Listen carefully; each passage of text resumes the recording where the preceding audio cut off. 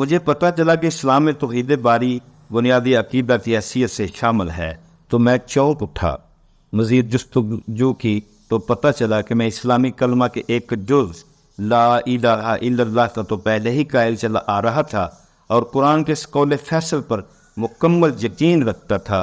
قل هو اللہ احد اللہ صمد لم یلد ولم یولد ولم یکن له کفوا احد۔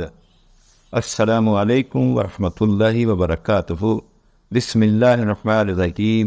اللہم صلی علی محمد وعلی آل محمد۔ ہم مسلمان کیوں ہوئے اس سلسلے کی آج کی شخصیت کا تعارف لے کر آپ کی خدمت میں حاضر ہوں۔ آج کی شخصیت کا تعلق فرانس سے ہے اور ان کا نام ہے ڈاکٹر علی سلیمان بینواسٹ۔ تو ان کی داستان شروع کرنے سے پہلے میرا یوٹیوب چینل سبسکرائب کر دیں اور بیل آئیکن بھی پریس کر دیں تاکہ اس طرح کی ایمان افروز داستانیں آپ تک پہنچتی رہیں۔ میں اگرچہ مذہبی اعتبار سے فرینچ کیتھولک خاندان سے تعلق رکھتا تھا، مگر ڈاکٹر آف میڈیسن کی حیثیت سے میری سوچ اور فکر ٹھوس سائنسی اور منطقی رنگ میں رل گئی تھی۔ زندگی کے کسی معاملے کو توہمانہ انداز میں بغیر سوچے سمجھے قبول کرنا مجھے منظور نہ تھا۔ اس کا یہ مطلب نہیں کہ میں خدا کا انکار کرتا تھا، لیکن عیسائیت اور خصوصاً کیتھولک فرقے کے عقائد خدا کے احساس کو متشکل نہیں ہونے دیتے تھے۔ میرا وجدان کہتا تھا کہ خدا ایک ہے اور تثلیث اور حضرت عیسیٰ علیہ السلام کی الوہیت کے عقائد سب بیکار ہیں۔ تاہم میں ابھی تک اسلام سے براہ راست متعارف نہ ہوا تھا، لیکن ایک مرتبہ کسی طرح جب مجھے پتہ چلا کہ اسلام میں توحید باری تعالیٰ بنیادی عقیدہ کی حیثیت سے شامل ہے تو میں چونک اٹھا۔ مزید جستجو کی تو پتہ چلا کہ میں اسلامی کلمہ کے ایک جز لا الہ الا اللہ کا تو پہلے ہی قائل چلا آ رہا تھا اور قرآن کے اس قول فیصل پر مکمل یقین رکھتا تھا۔ قل هو اللہ احد اللہ صمد لم یلد ولم یولد ولم یکن له کفوا احد، یعنی خدا ایک ہے، وہ بے نیاز ہے، اس کا کوئی بیٹا ہے نہ باپ ہے اور اس کا کسی اعتبار سے کوئی ہم پلہ نہیں ہے۔ ان معلومات سے مجھے وجدانی اعتبار سے جو تسکین ہوئی اس کا آپ شاید اندازہ نہ کر سکیں۔ ایک روشنی تھی جو اندھیروں میں میری رہنمائی کے لیے لپک رہی تھی۔ میرے دل میں اسلام کے لیے عقیدت و ہمدردی کے جذبات پیدا ہو گئے اور میں نے ارادہ کر لیا کہ اسلام کا وسیع مطالعہ کیا جائے۔ عیسائیت میں پادری حضرات جس طرح زبردستی خدائی اختیارات کے مالک بن جاتے ہیں، معاوضہ لے کر لوگوں کے گناہوں کی بخشش کرتے ہیں، اس سے میں شدید برگشتہ تھا۔ میں نے دیکھا کہ اسلام میں ایسی کوئی فضول بات نہیں۔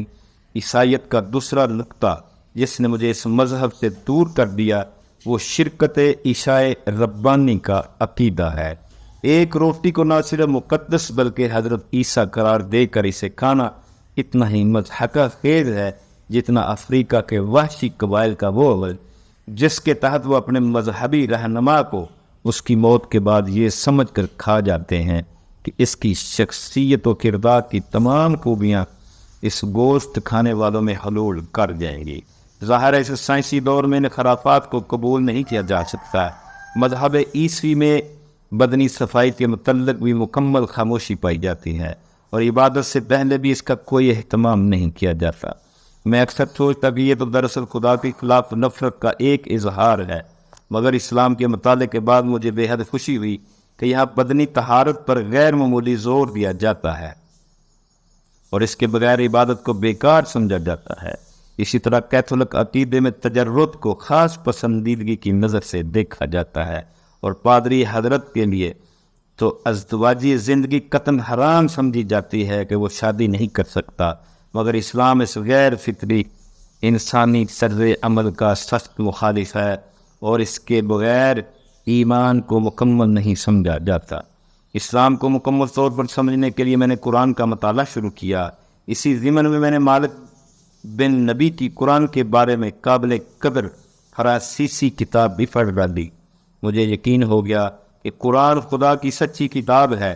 چنانچہ مجھے یہ دیکھ کر خوشگوار حیرت ہوئی کہ اگرچہ قرآن کو نازل ہوئے 13 صدیاں گزر گئیں، لیکن اس کے بعد آیتیں مختلف معاملات میں خوب ہو وہی رائے دیتی ہیں جو جدید ترین فکر کے حامل محقق دے سکتے ہیں۔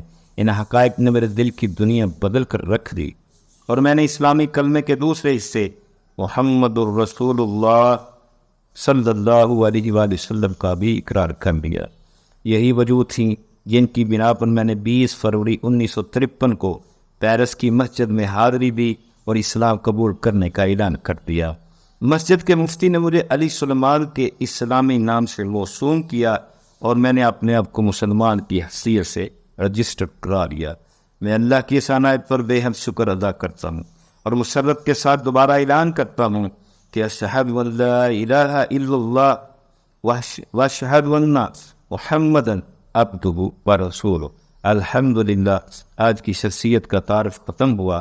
انشاءاللہ پھر کسی دوسری شخصیت کا تعارف لے کر آپ کی خدمت میں حاضر ہوں گا۔